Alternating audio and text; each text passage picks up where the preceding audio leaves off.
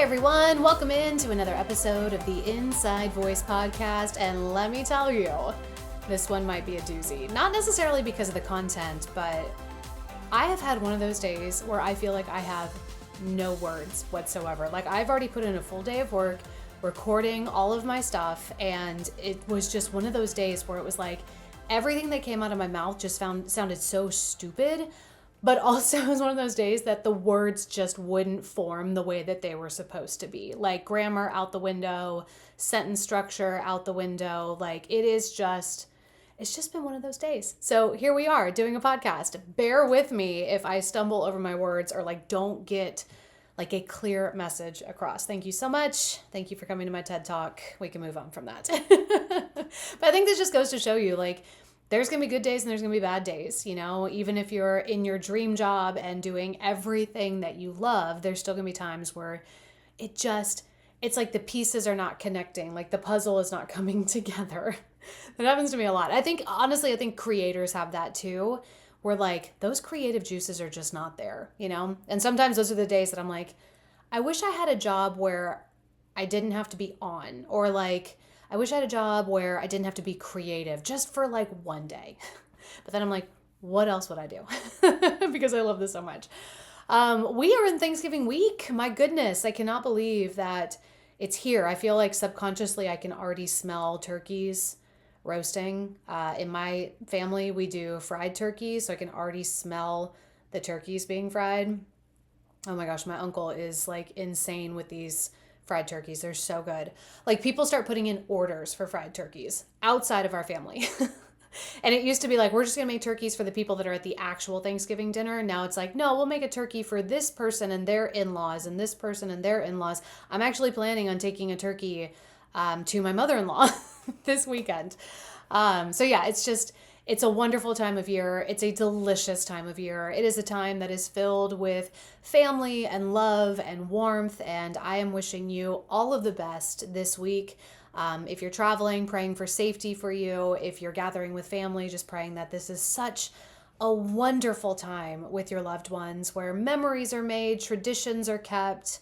The next generation can rise up to the occasion of being a part of the next generation of making these Thanksgiving memories. It truly is so wonderful. And there's so many moments where I just sit and I look at my family, and I'm so blessed that my extended family gets together for everything, especially Thanksgiving and Christmas. And so I sit back and I just look at all of the different generations. I look at my grandmother. I look at my dad and my aunts and uncles, and I look at myself and my cousins and my siblings. Then I look at the next generation of these, all my cousins having kids and my nieces and nephews. And it's there's 4 generations there, 4 generations in this, under one roof. It's just wonderful. And I know that I'm so blessed that I get to experience Thanksgiving like that. It's wonderful. And not to get off track too much, but I think about, my nieces and nephews who are Gen Alpha, they're all kids. They range from, I don't know, age 5 to 16, 17.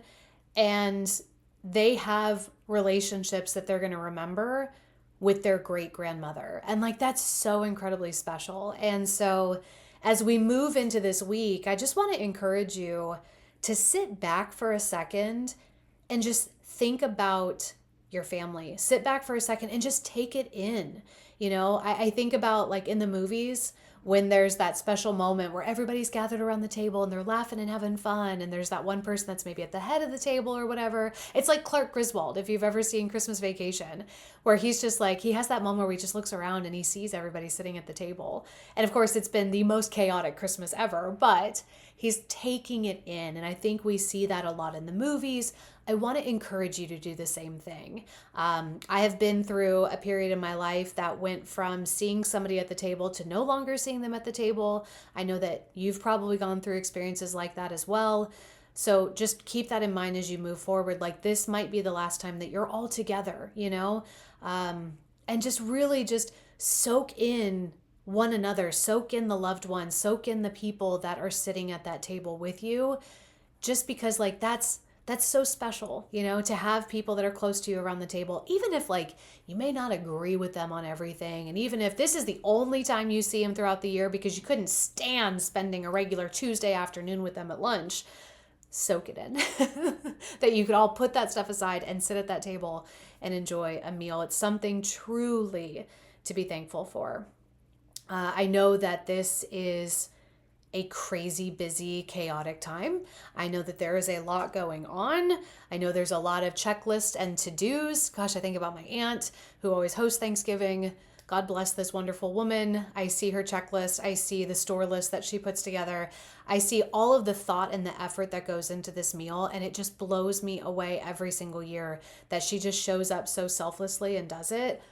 I'm gonna get so emotional, but it means a lot when you're willing to like step up and be like, no, we will get the family together. We will spend time with one another. We will love on each other.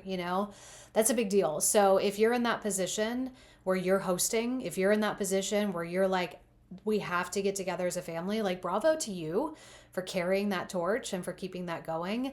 If that's not you, I would look for opportunities for you to support that person and maybe even become that person one day, because eventually the next generation is going to have to step up and get in there and start hosting. So love on those that are hosting, support those that are hosting, be extra helpful and giving for those people, because Lord knows they're going to need it. And I just want to encourage you as we move into these next couple of days to try to slow down as much as possible. I know there's a lot to get done. There's a huge to-do list. Travel here, travel there, run this errand, run that errand, set this up, decorate this, prepare for that. There's so much going on. And that's on top of all the other stuff that you have in your life that is already pulling you in a million different directions. But I'm telling you right now, this time of year, and especially this week leading up to Thanksgiving, it will chew you up and spit you out before you even know that it's happened and before you can even stop to enjoy it. And then like once you're spit out, you're like, did the holidays happen? I don't even know. Did Thanksgiving happen? I don't even know.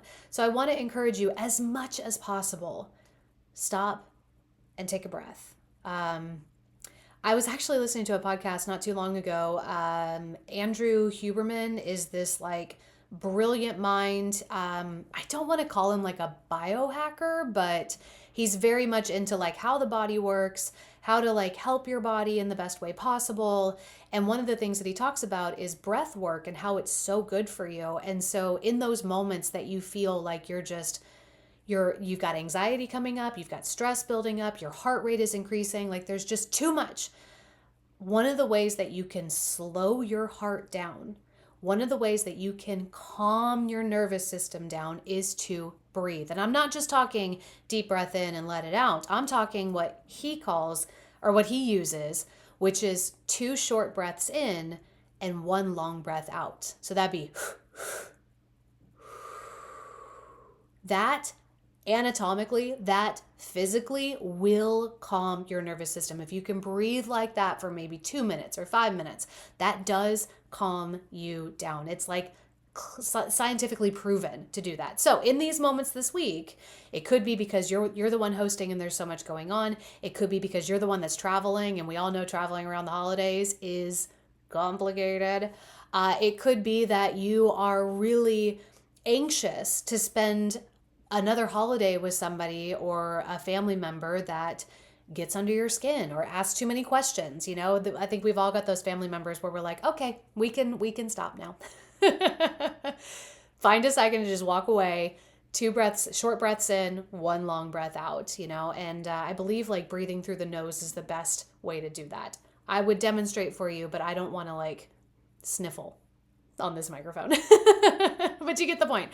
That's just one of the ways that you can calm yourself down. And I would try really hard to maybe not have so many tabs open in your brain. I was looking it up online.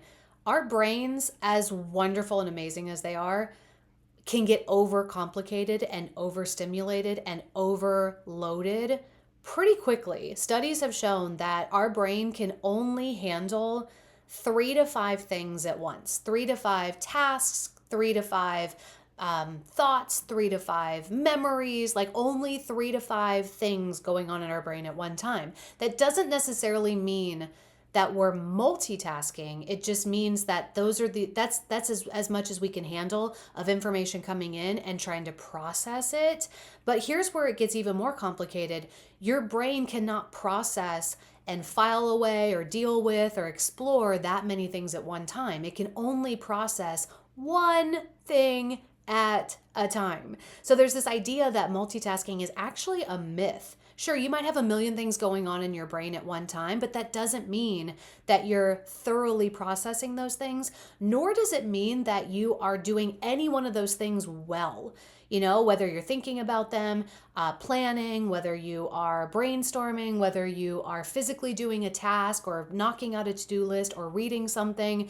This is why I've heard before that if you're watching TV and also scrolling on your phone, you're not actually fully invested in either one. Like you can only be invested in one thing. So focusing in, I've also heard that makes you dumber. I'll just put it out there. Because your brain can't focus or dive in on one thing, It's like we're just bing, bing, bing, bing, bing, pinball machine. But that process of only being able to handle one thing at a time, it's called the bottleneck theory. And it's that idea, you think of a bottleneck or a funnel, you've got all these things that are floating around, right? And they're only being funneled through this one little space down here. So you can only handle that one little thing. So you've got your funnel here. One thing at a time is going to go through that bottleneck. Okay. So the more that you can just focus on that one thing, the less chaotic it'll be in your brain. So I would encourage you, maybe just take 30 minutes to sit down and be like, okay, as I look ahead to Thanksgiving, what do I need to handle first? And then what can I handle next? What can I handle next? What can I handle next? And then follow that process. Follow the breadcrumbs to sanity. I find myself lately, because I do feel so overwhelmed with a lot of things, I find myself lately being like, okay, these are the things that I need to get done today. What is the most efficient and best order to get them done? And then really challenging myself to focus on the one thing and get it done before moving on to the next task. This is something that my husband is so good at. I mean, hello, he is checklist superstar. And he is somebody that will put everything in his calendar and even schedule out when those tasks can get done. So if he needs to, I don't know, go get breakfast tacos at his favorite taco place, he will put that in there at 10:30 a.m. or 10 o'clock a.m. because they stopped serving those tacos at 10:30. That's a silly example. But for more important things, it might be, I'm going to be home on Tuesday night, so that's the day that I can do laundry. And he will put that in his calendar and he'll put it in a window that makes the most sense to do the laundry, rather than just being like, oh, the basket's piled up, I'll get to that eventually. He is so detail and task oriented. It is phenomenal. And I'm trying to implement that into my life because it works so well with him. And it allows him to free up his mind and his mental capacity for other things, because he knows the tasks that need to be done are scheduled for the time that's going to be best to get them done. Does that make sense? So for instance, the other day, there were errands that I needed to run. And of course, different stores open at different times. So I mapped out the stores that I was going to go to at different times based on when they were going to open and based on what was going to be the best way for me to travel and get all of those things done and then come home. And then I had my other tasks that I needed to get done throughout the day, and I had them scheduled for the afternoon because it'd be better for me to do them in the afternoon. You know what I mean? So you've got things that you want to get done for Thanksgiving, or you have to get done for Thanksgiving. Again, if you're hosting, if you're traveling, if you're bringing a dish, whatever, rather than just allowing that to sneak up on you and you be like, oh, I got to get it done because now the deadline is here. Map out when it's going to be the best time for you to do those things. And I think it's going to make this week, the days leading up to Thanksgiving, a little less stressful. We'll get into habits and scheduling and stuff, I think, in the new year as we try to gamify and maybe set ourselves up for the most success in the new year, especially when it comes to those resolutions. And this is something, again, I'm trying out in my life now. And I want to be able to speak on it with more authority. But ultimately, I find myself lately just saying, what can I focus on now? What can I get done now? And if I have a free bubble, I'm like, okay, what can I get done now? Not what are all the things that I can get done now. It's like, what's the one thing that I can do now? So yeah, I think just understanding that like the tasks are going to be there. It's going to be a bit of a marathon to get to Thanksgiving, but what is the one thing that I can do now as opposed to all of this stuff has to get done? Does that make sense? I would also encourage you, like we're talking about, eliminate the fluff, the stuff that's not a priority. Don't worry about it. The stuff that is not urgent, don't worry about it. Those things can wait. We're focusing on the gator that is close to us, the one that is the most close to us. That is a phrase that I remember my husband telling me back in the day. It was like, attack the gator that's closest to you. Don't be worried about the one that's down the river, because the one that's right here is the one that's going to attack you. So try to get the gator that's closest to you now. Try to prioritize what is urgent, what needs to be done here and now, and do that first. And hopefully that will melt some stress off of you and allow you to slow down a little bit. Sometimes I think our life is so chaotic and sped up because we leave everything to the last minute, or we get distracted, or, we waste time or whatever. I would also encourage you, if you're hosting Thanksgiving, if you're traveling, whatever's on your docket for this week, ask for help, find ways to get help, whether you're asking for somebody for help, or if you're like, what is the best way to get from this airport to this hotel or whatever, like you're gonna ask for help, right? If you're hosting, I would encourage you to ask people to help out with bringing dishes, make it a potluck style Thanksgiving, or maybe help just make the dishes, I don't think anybody is expecting you to do everything yourself. And honestly, you shouldn't have to. This is a family affair. Use the family.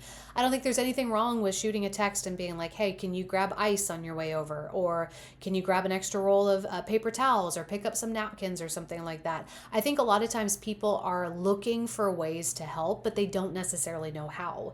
And I think also you're looking for people to help you, but you don't ask because you're waiting for them to offer, If they can't do it, they can't do it. And then no harm, no foul. Like, let's not get upset about it. But don't be afraid to ask, and don't be afraid to offer up your help either. I mean, who doesn't need ice for any gathering, right? You always run out of ice. So maybe just bring it, in a cooler, preferably. Ask people to help serve. Ask people to help clean up, There's nothing wrong with doing that at all, okay? If it's going to make things less stressful for you and you happen to be the one that's hosting, just ask for help. It's okay. Now, maybe it's just because I'm the type of person that's always like, how can I help? How can I help? I have 2 hands. What can I do? What can I do?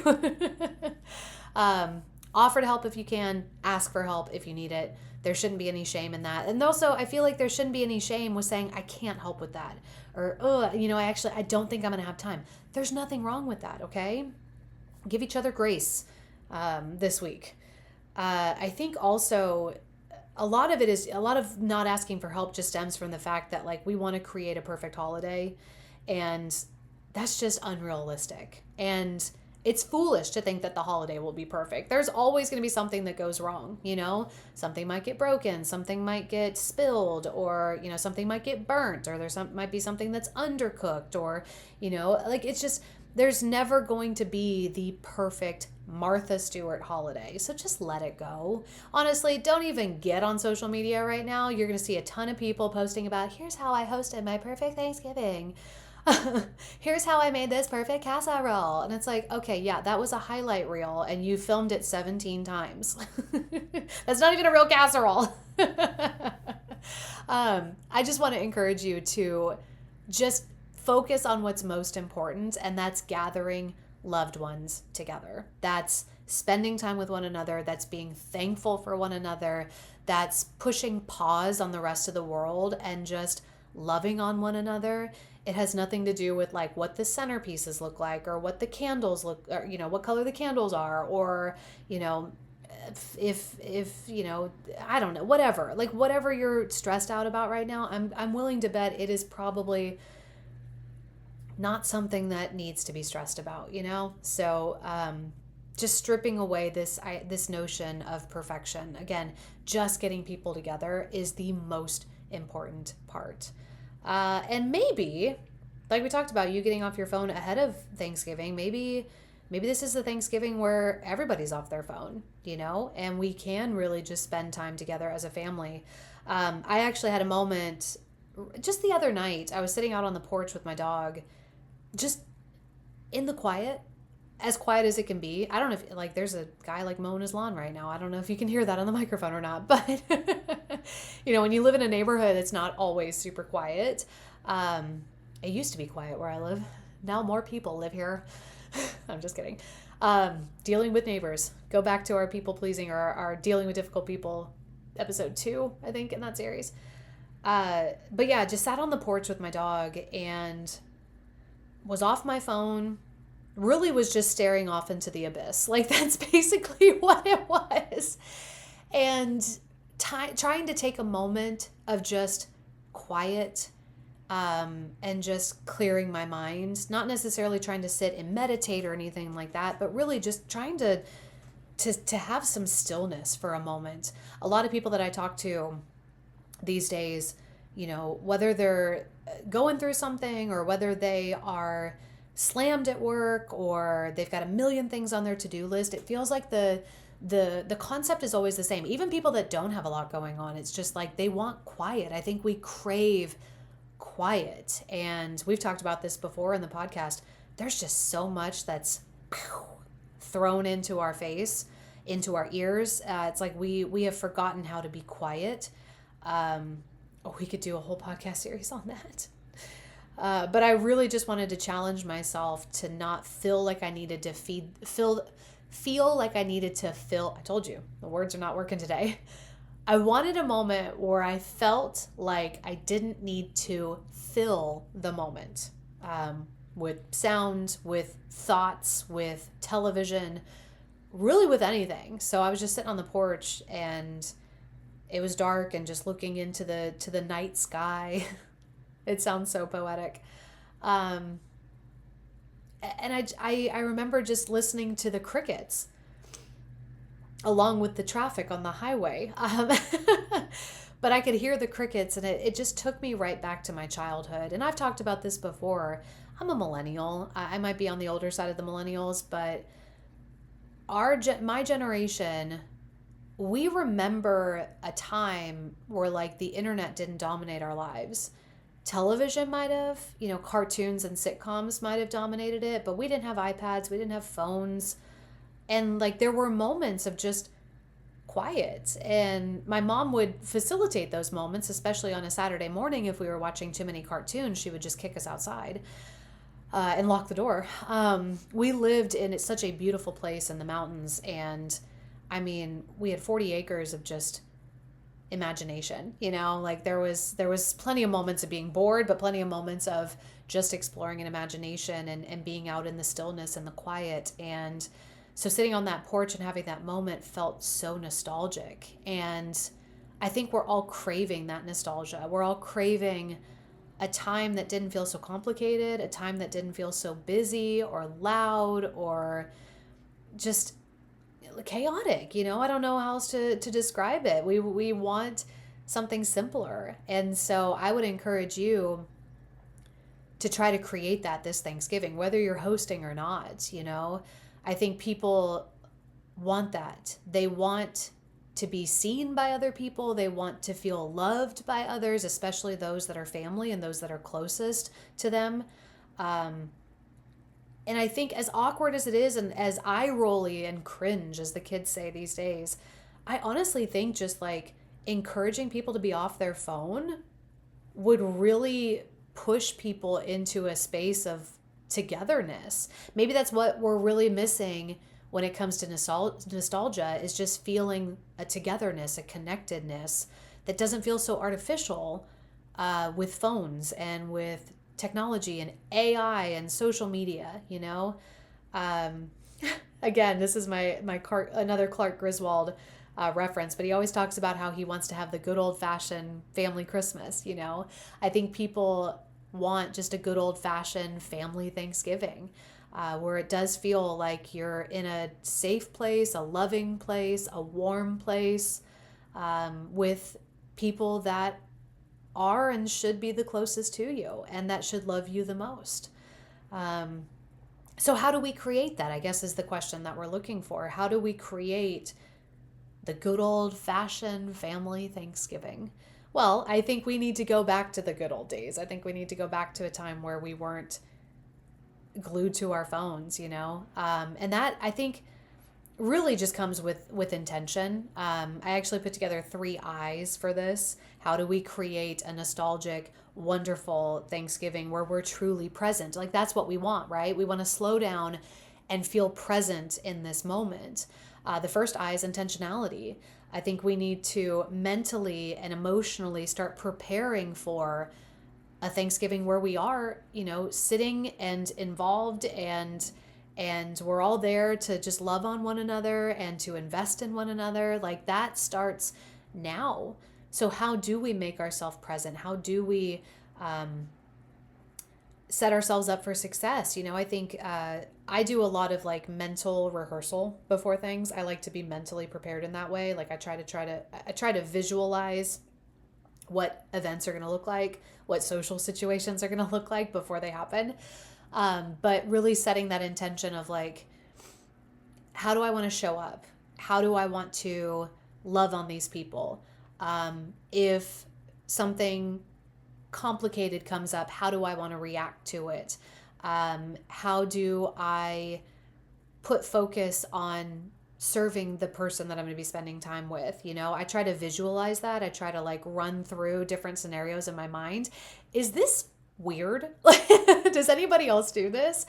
But I think when it comes to Thanksgiving, it is such a big deal. Like, we don't want to just wing it, I think it's totally fine to come in with a little bit of a game plan of like, how am I going to show up, and what questions am I going to ask these people? I always love knowing enough about somebody that I can ask an intentional question about maybe something in their life that's going on, or a dream that they had told me about, a vision that they had for themselves, a goal that they had for themselves. How can I be a person that makes them feel seen?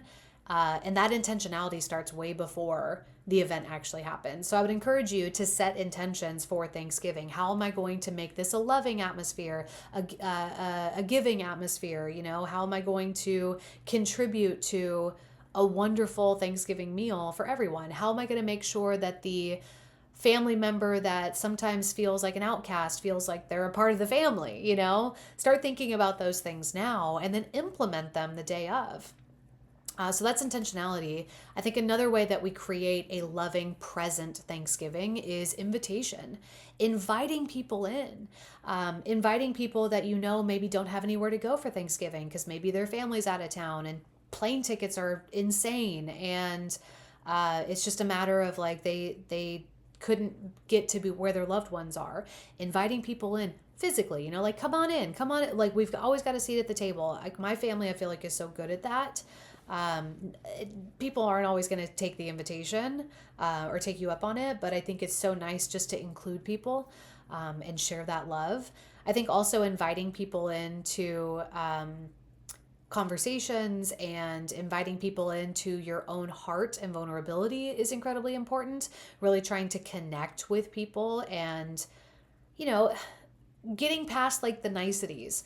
This is your family, and I'm not saying you need to pry into their personal life, but these are people that you should know a thing or two about. These are people that you should care about in a way that you are interested in the highs and the lows of their life, not in a gossipy sense, but just hey, you're my sibling, you're my cousin, you're my aunt, you're my uncle, you're my niece, you're my nephew, and I care about you. And I want you to know that. And I'm not just saying that because it's Thanksgiving, So invitations to invite people into conversations, invite people into a closer relationship with you, I think is incredibly important as far as being present.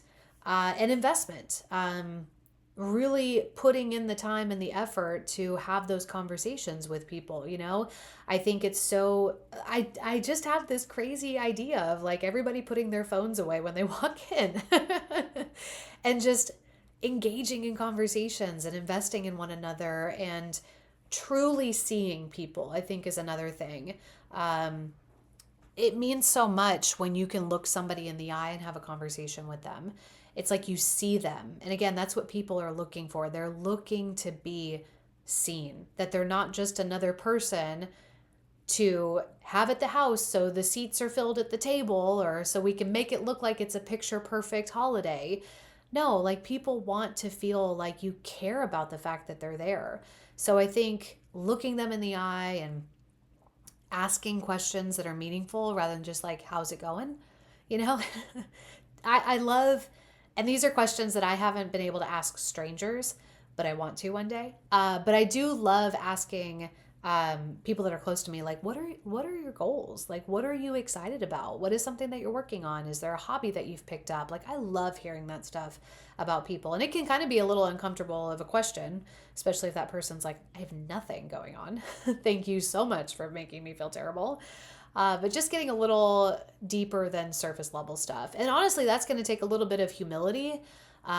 That's going to take you not judging. Gosh, we talked last week about difficult people and how family can be difficult people. But again, you know, I think you just have to be willing to put your criticisms, your critiques, your judgments, your opinions aside and just, you know, hear this person. You know, again, like we all want to be heard, we all want to be seen. So as far as being present in a Thanksgiving and making it the best Thanksgiving ever, if we can put that title on it, put that pressure on there. Like my heart rate just elevated thinking about that. Got to do the Huberman breathe, you know, breathing like 2 in, 1 out, 2 quick, 1 long, like, whoa. But I think, you know, if we can set some intentions now, if we can invite people into this Thanksgiving, maybe there's somebody that you haven't, like we talked about with difficult family last week, you know, maybe there's somebody that you haven't invited to Thanksgiving in a long time for whatever reason it is. Extend the invitation, you know, use the rest of the family as a buffer, but extend that invitation. And also, you know, invest in people and truly have meaningful conversations. Say the things that you need to say. I think that's also a really great investment. I think oftentimes we just expect people to know that we love them.